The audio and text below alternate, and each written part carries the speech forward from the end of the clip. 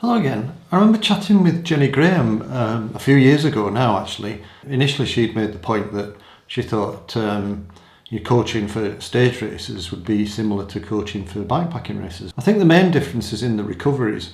And the recoveries then drive the intensities, because obviously if you get more recovery then you can work a little bit harder, because recovery is fundamental to both training and racing. Anyway, recently I've been thinking a bit more about recovery, partly because I've been quite tired in my own training and trying to understand the relative aspects of recovery, the psychological aspects and the physiological aspects. Anyway, I put this table together which considers the event demands from quite short races like maybe a 10-mile time trial to quite long events like a multi-day bikepacking event or a long one-day event that might take 12 or 24 hours. You could argue about the various nuances of the importance that I've assigned to the various boxes, but in principle I think it works pretty well.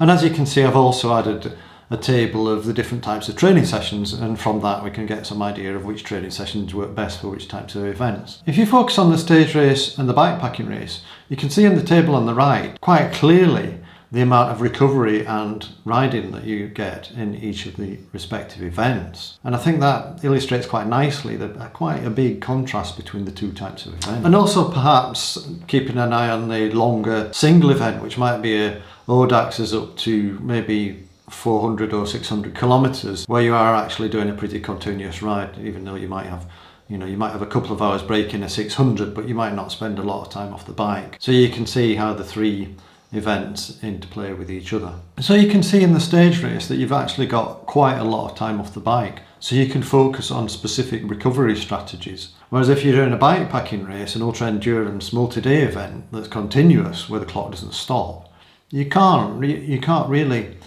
focus so much on recovery, although when you do take your break you should focus on recovery strategies, getting everything as efficient as possible so that you spend as much time resting as possible, in as much time eating the right foods as possible, and as much time sleeping as possible, because sleep is something that most people become deprived of during multi-day bikepacking events. And because you don't get much time for recovery in the bikepacking event, you have to be riding at sufficiently low intensity to not create a lot of fatigue. But also if you do have to go hard, like you're going up a steep hill for instance, and you have to go well above your lactate threshold, above your FTP, you've got to recover from that, and you have to recover from that on the bike for the majority of cases. That is sort of the case in longer single stage events. But at the end of a 400 or 600 kilometer Odax, you can afford to be completely exhausted, whereas at the end of your first or second day of a 2-week bikepacking race, you can't afford to be completely exhausted because you've got to ride again the next day. So the knock-on of this perhaps is also that you're pacing,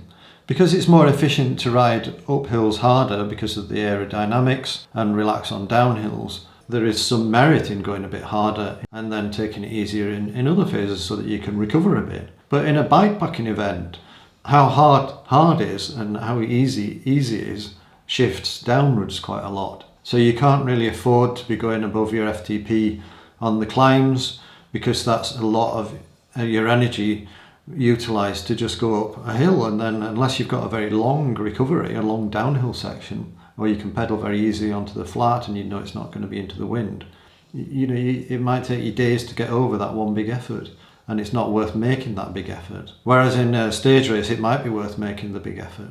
So you shift everything down because you have to, because of this recovery requirement. So you're climbing at the upper end of your training zone 2, your endurance zone, maybe a little bit into the tempo zone for shorter hills. And then you're recovering on the downhills and also to a smaller extent on the flat. Or if you're riding with the wind, you can spend a little bit less energy, ride a lot easier, and just use the wind to carry you along and get some recovery that way.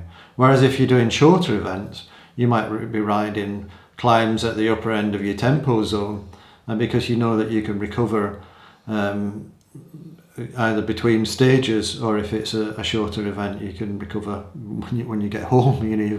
You're using all your energy over a short time, and you can afford to be totally exhausted at the end of the event. Anyway, I hope that makes sense. Hope it's useful for you, and please let me know what you think, what your experience is, and I'll see you in the next video. Bye.